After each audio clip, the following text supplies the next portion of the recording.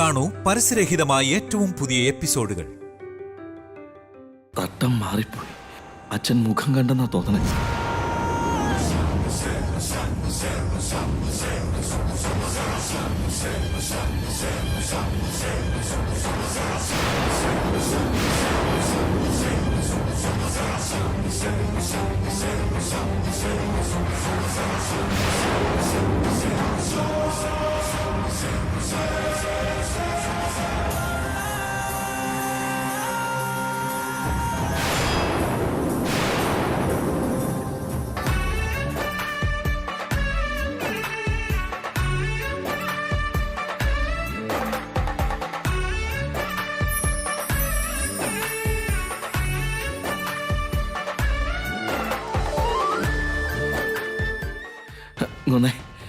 അച്ഛൻ ഇപ്പൊ മനസ്സിലായില്ലേ?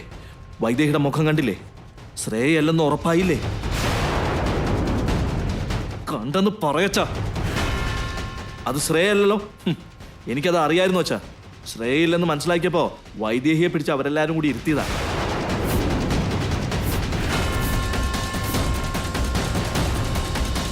അതുകൊണ്ട് ഈ യാഗം വിലപ്പോവില്ല അച്ഛാ. വാ ചെന്ന് പറയാം. സ്വന്തം മകനെ പോലും വകവെക്കാതെ ചെറിച്ച ന്യായത്തിന്റെ ഭാഗത്ത് നിൽക്കല്ലേ. അതുകൊണ്ട് ചെറിച്ചനോട് ഒരു സഹായം ചോദിക്കാൻ വന്നത്. നിക്കടാ. അത് ശ്രേയല്ലെന്ന് ആര് പറഞ്ഞു? അത് ശ്രേയ തന്നെയാ. എന്താ പറഞ്ഞേ? സത്യം പറഞ്ഞ. നിന്നോട് ഞാൻ എന്തിനാണ് നുണ പറയുന്നത്? അത് ശ്രേയ തന്നെയാണ്. യാഗം സമ്പന്നമായിരിക്കും. ഇനി അതിനെക്കുറിച്ച് ചിന്തിച്ചിട്ടും കാര്യമില്ല.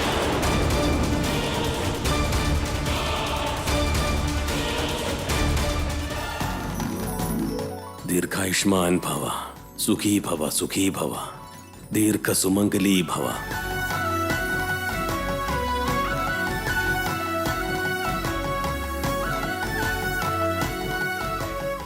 ശ്രേയയുടെ സ്ഥാനത്ത് വൈദേഹി എന്താ? അപ്പൊ ശ്രേയ വീട്ടിലില്ലേ? ഹോമം മുടങ്ങാതിരിക്കാനാണോ ഇങ്ങനെ ചെയ്തത്? എന്നാലും ഇത് ചടങ്ങിന് വിരുദ്ധമല്ലേ? ഭാര്യയോടൊപ്പം ഇരുന്ന് പവിത്രമായി ചെയ്യേണ്ട ഒരു ചടങ്ങ് മറ്റൊരു പെൺകുട്ടിയോടൊപ്പം ചെയ്യുന്നത് ദേവനറിയാണെങ്കിൽ അവനത് സഹിക്കാൻ പറ്റുമോ? എന്നാലും വൈദേഹി നല്ല കുട്ടിയാണല്ലോ. അവൾ എങ്ങനെ ഇതിന് സമ്മതിച്ചു?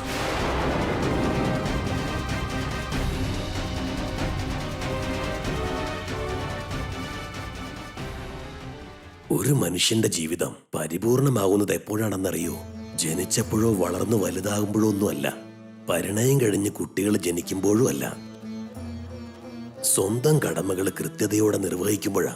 അങ്ങനെ വലിയൊരു ഉത്തരവാദിത്തം തോളിലേറ്റിയപ്പോഴാ നിന്റെ ജീവിതം സമ്പൂർണമായിരിക്കുന്നത്.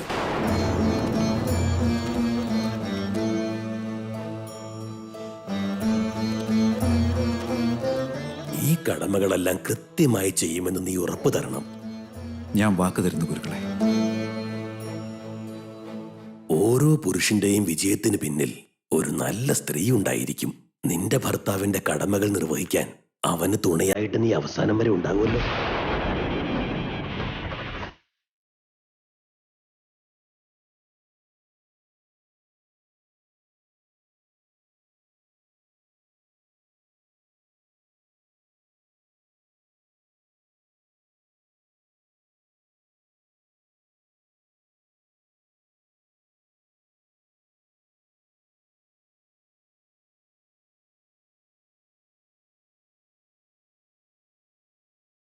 പറയൂ മോളെ, തുണയായി കൂടെ ഉണ്ടാവില്ലേ?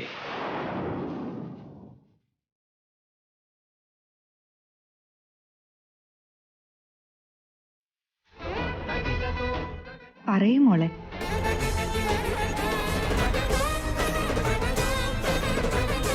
പറയാൻ നാണാണെന്നുണ്ടെങ്കിൽ തലകുലിക്ക് കാണിച്ചാലും മതിയല്ലോ.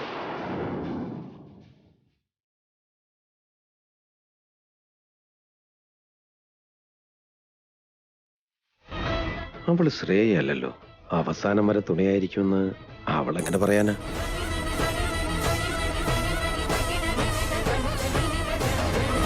പറയും മോളെ, തുണയായി കൂടെ നിൽക്കില്ലേ?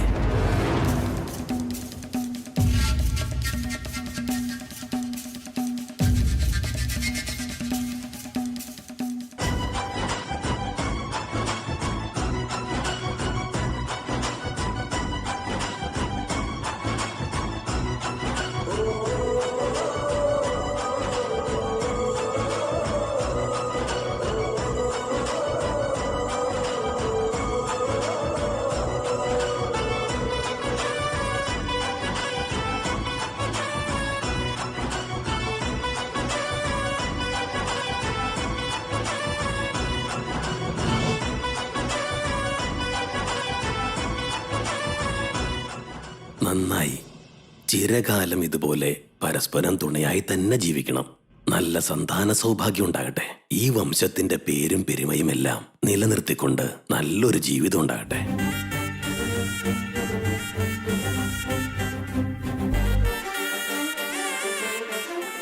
ഇനി ഒരു പ്രധാനപ്പെട്ട കാര്യം. വിവാഹത്തിന് എത്രത്തോളം പ്രാധാന്യമുണ്ടോ, ഷഷ്ടിപൂർത്തിക്ക് എത്രത്തോളം പ്രാധാന്യമുണ്ടോ, അത്രത്തോളം തന്നെ പ്രാധാന്യം ഈ ചടങ്ങിനുമുണ്ടെന്ന് ഓർക്കുക. ഈ പവിത്രമായ രാത്രി ദമ്പതിമാർ രണ്ടുപേരും സന്തോഷത്തോടെ കഴിയണം.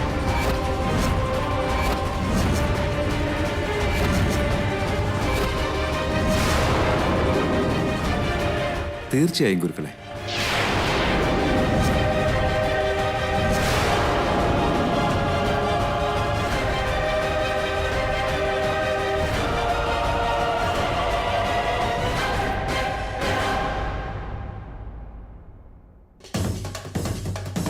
അല്ലമ്മേ, എനിക്ക് പിന്നെ ഒരു സംശയം. നിന്റെ സംശയം എനിക്ക് പ്രാണവേദനയാടി. എന്താണെന്ന് വെച്ചാ പറഞ്ഞു തോലിക്കേ. അത് ശ്രേയല്ലെന്ന് ദേവന് നന്നായിട്ട് അറിയാലോ. പിന്നെ രാത്രി സന്തോഷത്തോടെ കഴിയണോന്ന് പറഞ്ഞപ്പോ ശരിയെന്ന് പറഞ്ഞത് എന്താ? പിന്നല്ലാതെ ഇവിടെ ഉള്ളവരുടെ മുമ്പിൽ എന്താ പറയേണ്ടത്? മൂളി ചെന്ന ഉടനെ അവള് പുറത്തു വന്നോളൂടി.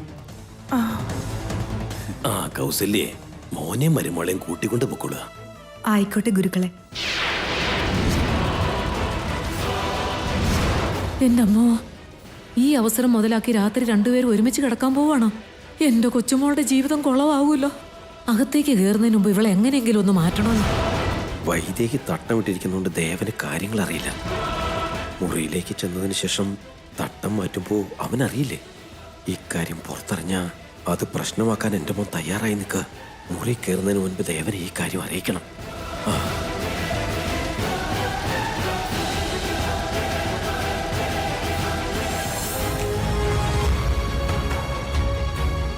താങ്ക്സ്. അവസാനം വരെ കൂടെ ഉണ്ടാവുമെന്ന് ഗുരുക്കൾ ചോദിച്ചപ്പോൾ കൂടെ ഉണ്ടാവുമെന്ന് പറഞ്ഞില്ലേ? ഉണ്ടാവോ? ഏയ്, എന്താ ഒരു പിറുപിറുക്കല്? മുറിയിൽ ചെന്നിട്ട് രാത്രി എന്തോ ആകാലോ.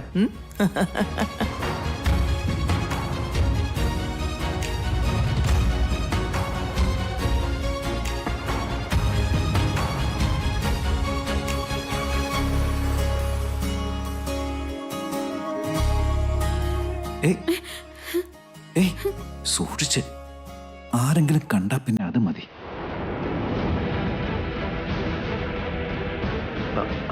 വയ്ക്കാമേ.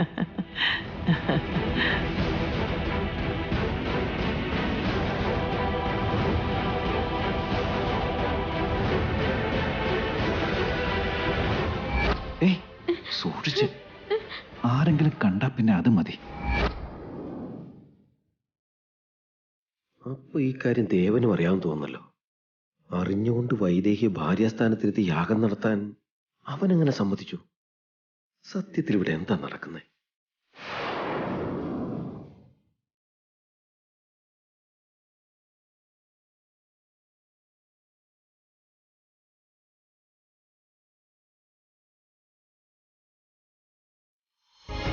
ഒരു മിനിറ്റ് നിൽക്കുമോളെ.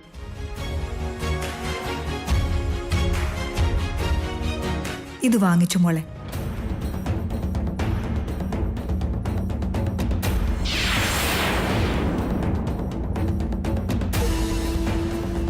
ഇനി ഇത് നിനക്കുള്ളതാ. എന്റെ അമ്മോ, ഇവളെയാണല്ലോ താക്കോൽ ഏൽപ്പിക്കുന്നേ. എന്റെ ശ്രേയമോൾക്ക് കിട്ടാനുള്ളതെല്ലാം ഇവളുടെ കയ്യിലേക്ക് പോവാണല്ലോ. ഈ കുടുംബത്തിന്റെ സകല ബാധ്യതകളും ഇനി നിന്റെ ഭർത്താവിന്റെ കൈകളില. അവന്റെ ഭാര്യാസ്ഥാനത്ത് ഈ വീടിന്റെ ഉത്തരവാദിത്തങ്ങൾ നിന്റേതും. വാങ്ങിച്ചോ. എടാ ദേവാ, നീ വാങ്ങിച്ചോ?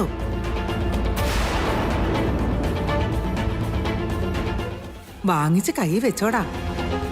നിന്റെ ഭാര്യയ്ക്ക് വാങ്ങിക്കാൻ മടിയാന്ന് തോന്നുന്നു. നീ വാങ്ങിച്ചിട്ട് കൊടുത്തോ?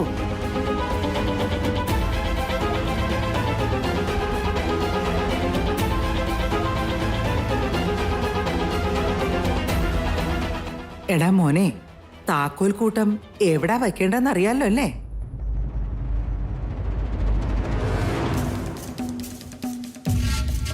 എടാ മോനെ, അതവളുടെ സാരിയിൽ കൊളുത്തി കൊടുക്കടാ.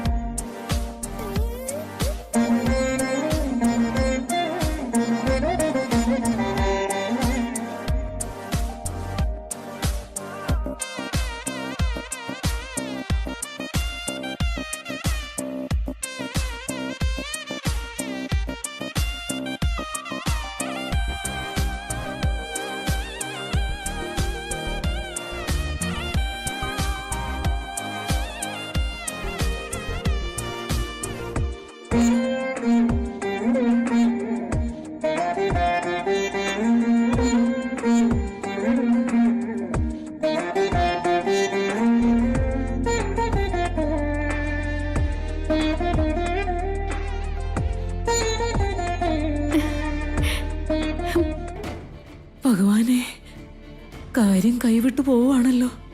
ഇനി മുറുകി അകത്തോട്ട് കയറി എന്തൊക്കെ നടക്കുവാവോ? എങ്ങനെയാ ഇവളെ പിടിച്ചു മാറ്റുക? ഇനി എന്താ ഒരു വഴി? നീയല്ല തലകുനിക്കേണ്ടത്. നീ ചെയ്ത കാര്യത്തിന് ഞാനാ തലകുനിക്കേണ്ടത്.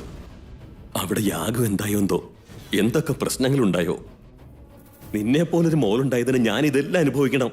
നടക്ക്.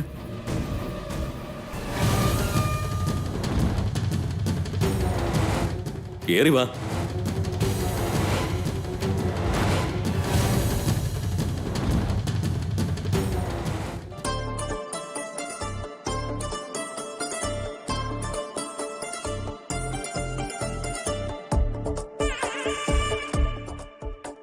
ആ ഇനി കേറിക്കോ. ആ, നിക്ക് നിക്ക് നിക്ക് നിക്ക്.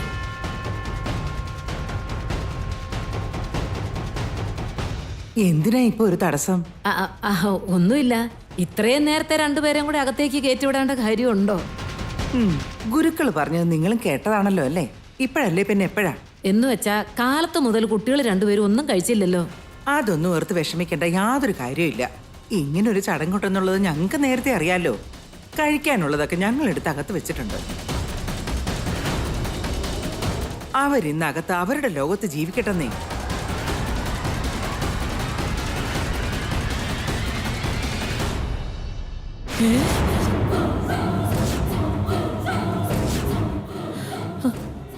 എന്റെ ഭഗവാനെ, എല്ലാം കുളമായല്ലോ. ഇവരെങ്ങാനും കണ്ട അത് മതി.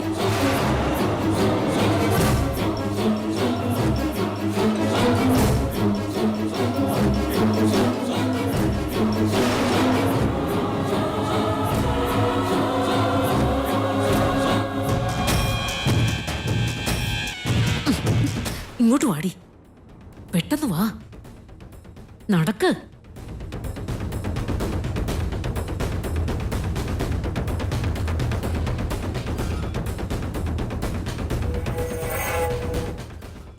എടി, എന്തിന്റെ സൂക്കേടാടി നിനക്ക്? എല്ലാ മര്യാദയ്ക്കൊന്ന് ഒത്തുവരുമ്പോഴാണോ നിന്റെ ഈ തോന്നിയാസം? പിന്നെ നിനക്ക് പകരം ആ അനാഥപ്പുഴുവിനെ പിടിച്ച് കൂടെ ഇരുത്തേണ്ടി വന്നില്ലേ? അതിരിക്കട്ടെ, കഴിഞ്ഞതൊക്കെ കഴിഞ്ഞെന്ന് കൂട്ടിക്കോ. ദേ നോക്ക്, പെട്ടെന്ന് സാരി മാറ്, നല്ലൊരു പട്ടുസാരി ഉടുക്ക്. എല്ലാരും പോയതിനു ശേഷം അവളെ ആ മുറിന്ന് പുറത്താക്കണം. എന്നിട്ട് നീ അകത്ത് കയറി കിടക്ക്. എന്തൊരു കഷ്ടായത്.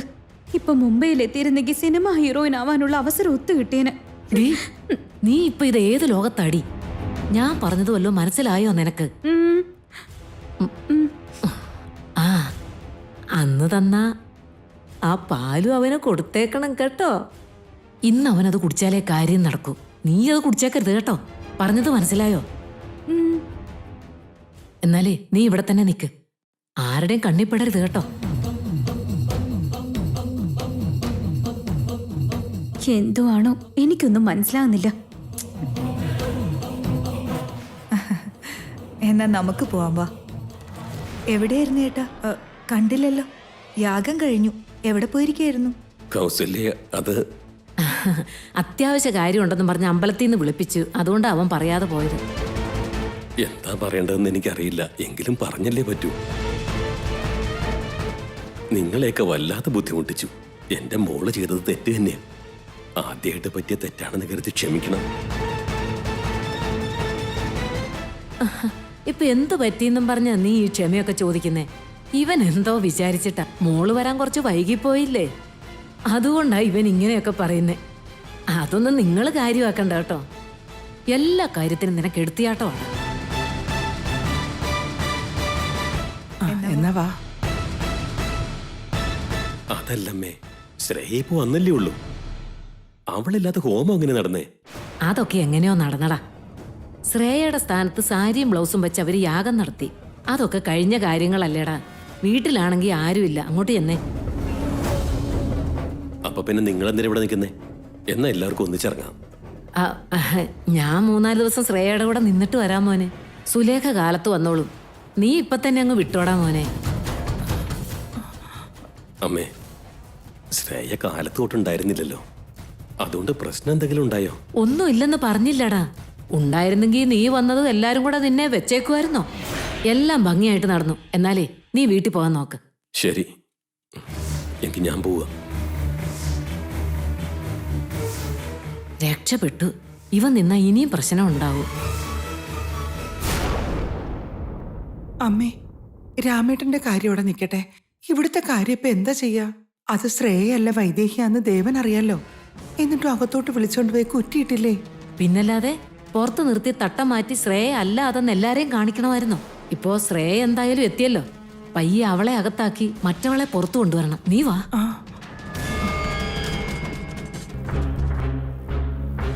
ദേവൻ അറിഞ്ഞുകൊണ്ടാണോ ഇതെല്ലാം നടക്കുന്നത്? അപ്പൊ അന്ന് അമ്പലത്തിൽ നടന്നതും സത്യം തന്നെയായിരുന്നു. ഇനി ദേവനും വൈദേഹിയും തമ്മിൽ എന്തെങ്കിലും ബന്ധമുണ്ടോ? പക്ഷെ വൈദേഹി ചീത്തയാണെന്ന് പറയാൻ പറ്റുന്നില്ല. വേറെന്തൊക്കെയോ പ്രശ്നങ്ങളുണ്ട്.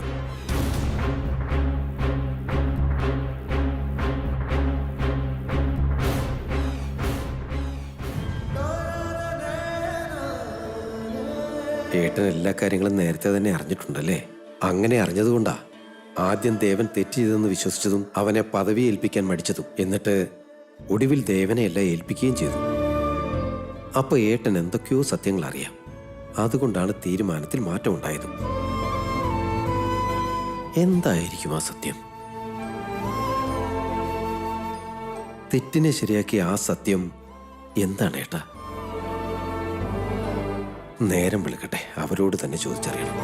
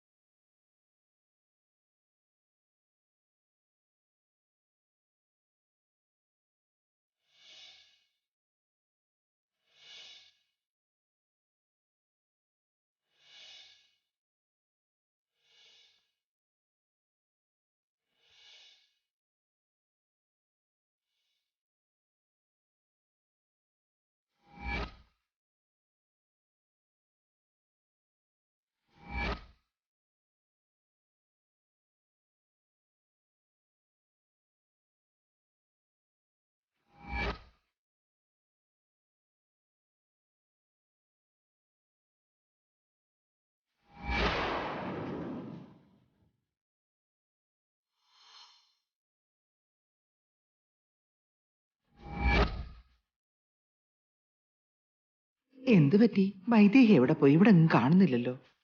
അവളിവിടെ തന്നെ ഉണ്ടല്ലോ അമ്മേ, തട്ടോട്ടുണ്ട്.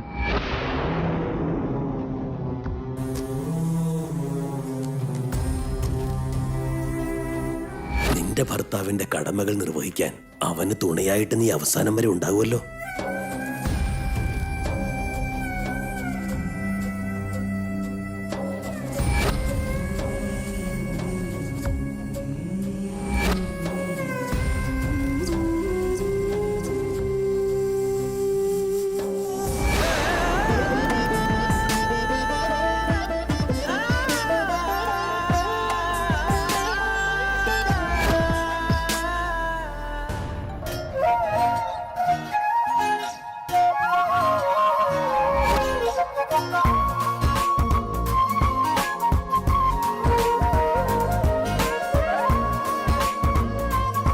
അവസാനം വരെ കൂടെ ഉണ്ടാവുമെന്ന് സത്യം ചെയ്തായിരുന്നു.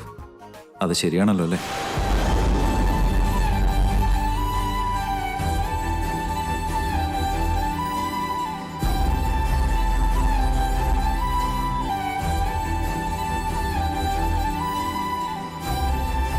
പറയൂ വൈദേഹി. ഉണ്ടാവും.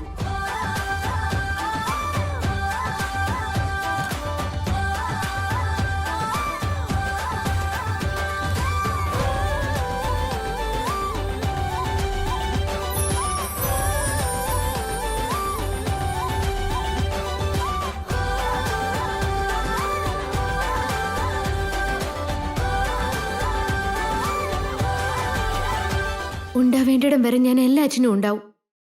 പക്ഷെ എന്റെ പരിമിതികൾക്കുള്ളിലായിരിക്കും എന്ന് മാത്രം.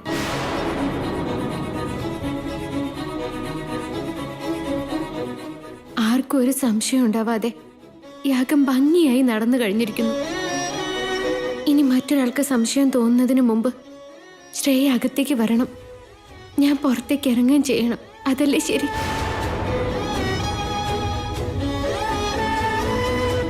നമ്മളെ രണ്ടുപേരെ ഒന്നിപ്പിക്കാൻ വേണ്ടി എത്രയെത്ര അവസരങ്ങളാണ് ആ ദൈവം ഉണ്ടാക്കി തരുന്നത്. എന്നിട്ട് നീ എന്താ ഇങ്ങനെ?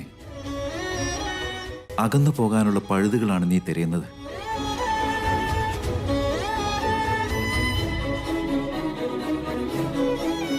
അവകാശി എത്തും വരെ ഒരു പകരക്കാരിയായിട്ട് വേഷം കെട്ടിയവളും മാത്രമാണ് ഞാൻ. വേണ്ടാത്തതൊന്നും മനസ്സിൽ കൊണ്ട് നടക്കണ്ട. ആഗ്രഹങ്ങളും മനസ്സിലുണ്ടായിട്ട് പോലും എപ്പോഴും അവസരങ്ങൾ നമുക്ക് അനുകൂലമാകുമ്പോഴും അകലാൻ വേണ്ടിയാണ് നീ ശ്രമിച്ചുകൊണ്ടിരിക്കുന്നത്.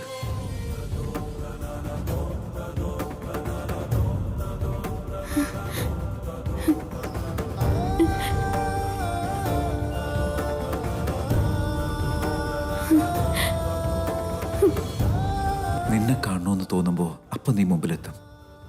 നീ അരികിൽ വേണമെന്ന് ചുമ്മാ ഒന്ന് മനസ്സിൽ ചിന്തിച്ചാൽ മതി, അപ്പം നീ എത്തും. നിന്നെ എന്നെ അന്ന് രാത്രി ഒന്നിച്ച് കണ്ടതിന് ശേഷവും ഞാനൊരു യോഗ്യതയില്ലാത്തവനാണെന്ന് എൻ്റെ അച്ഛൻ പോലും പറഞ്ഞില്ല.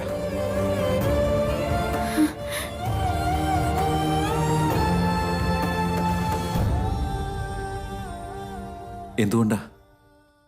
ഞാനൊരു തെറ്റും ചെയ്തിട്ടില്ല എന്നല്ലേ അച്ഛൻ മനസ്സിലാക്കിയത്? അച്ഛനത് മനസ്സിലാക്കി കൊടുത്തതും ദൈവം തന്നെയായിരിക്കണം. അച്ഛൻ നമ്മളെ രണ്ടുപേരെ അംഗീകരിച്ചു എന്നല്ലേ അതിൻ്റെ അർത്ഥം?